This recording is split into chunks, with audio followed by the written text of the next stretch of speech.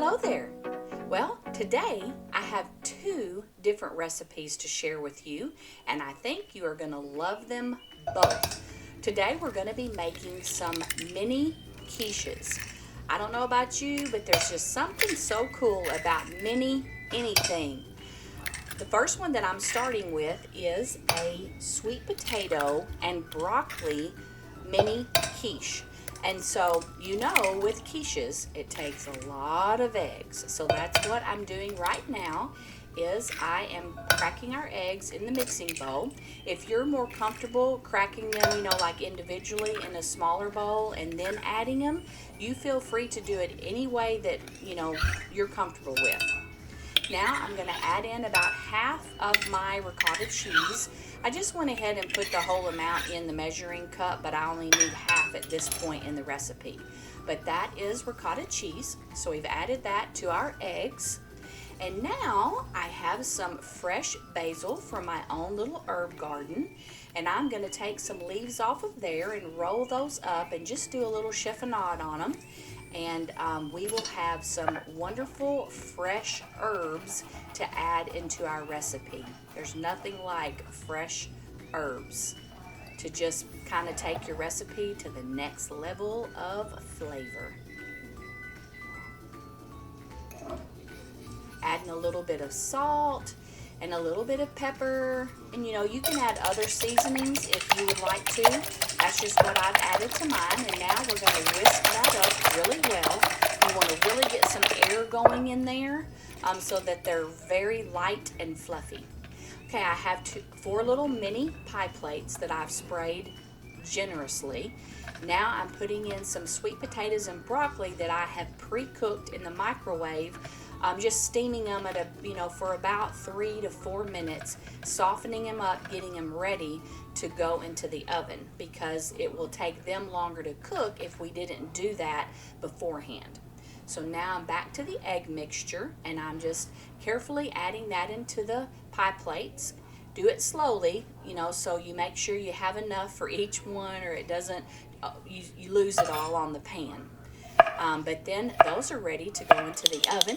Now I'm just going to whip up a quick little side salad of just cucumbers and some cherry tomatoes, or grape tomatoes actually. And it's just really, really simple, but it pairs so well with both of the different quiche that I'm going to make in this recipe today. And this is just so easy to do really with just about any meal. Cucumbers and tomatoes, a little bit of salt and pepper, green onion. Of course, you could leave, the onion out if you're not an onion fan, but I just love to have this anytime. And I use the green and the white of the onion.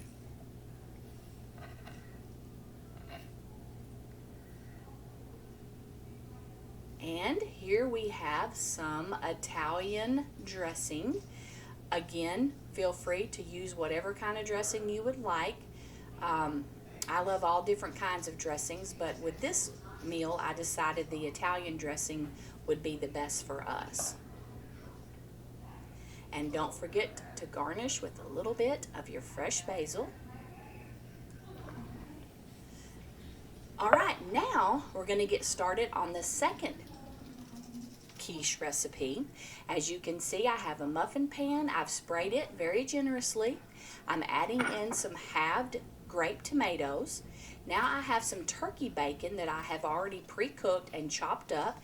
You can use regular bacon if that's what you like, but Kyle and I both like turkey bacon, and it's better for you, so that's what I am using in ours.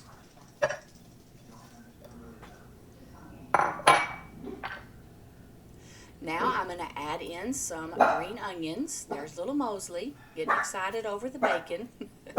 I'm going to add in some green onions and on top of what I already have in there. And then here comes the feta cheese. We can't make the quiche without some cheese. And I'm not putting a ton, as you can see here, because I do put a little bit more on them, on the top of them, after they come out of the oven. So just putting a little bit in there before they bake.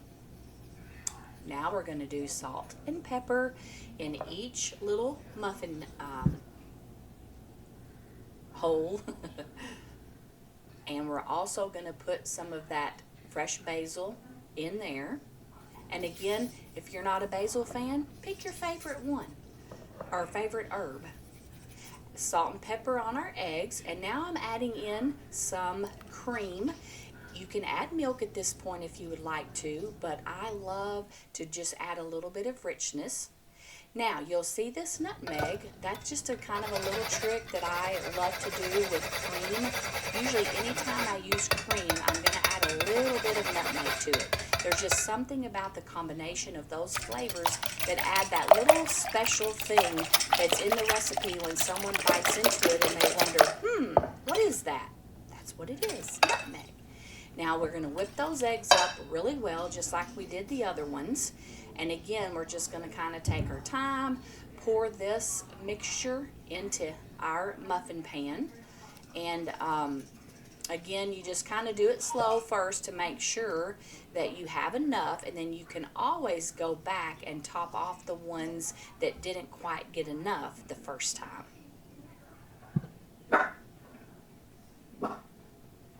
There's Mosley again. Now that, if you're wondering, is a Pampered Chef muffin pan that I've had for years. It is seasoned so well. Give that a little bit of a tap just to get rid of any kind of air bubbles in there before we put it in the oven. And there is the finished product. Oh my goodness. It's going to bake in the oven at, I think, like 350 for about 20 minutes.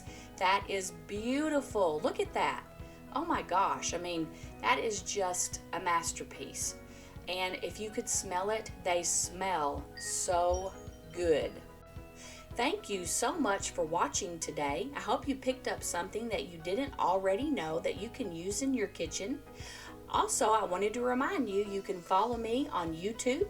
You can find me at my website. That's www.cookitfor2.com, cookitfortwo.com. You can also find me on Facebook, Instagram, and TikTok.